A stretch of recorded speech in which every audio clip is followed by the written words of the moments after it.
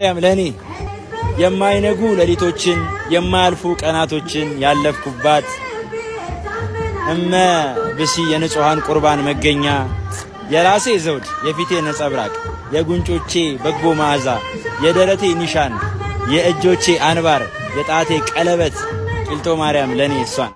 ጠቢቡ ሰለሞን በመጽሐፈ ምሳሌ ምዕራፍ 31 ቁጥር 8 ላይ አፍህን ስለ ዲዳው ክፈት ይላል። መናገር ለማይችሉ እንድንናገር በሐሰት ክስ ድምጻቸው ለታፈነ ድምጽ እንድንሆን ይመክራል።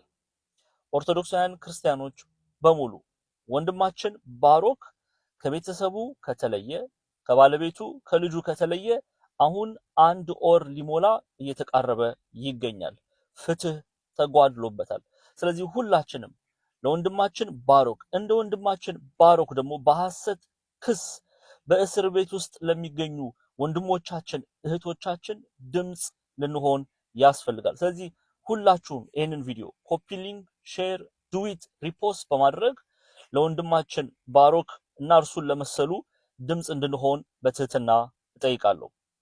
ማርያም ለኔ የማይነጉ ሌሊቶችን የማያልፉ ቀናቶችን ያለፍኩባት እመ ብሲ የንጹሃን ቁርባን መገኛ የራሴ ዘውድ የፊቴ ነጸብራቅ የጉንጮቼ በጎ መዓዛ የደረቴ ኒሻን የእጆቼ አንባር የጣቴ ቀለበት ቂልጦ ማርያም ለኔ እሷን።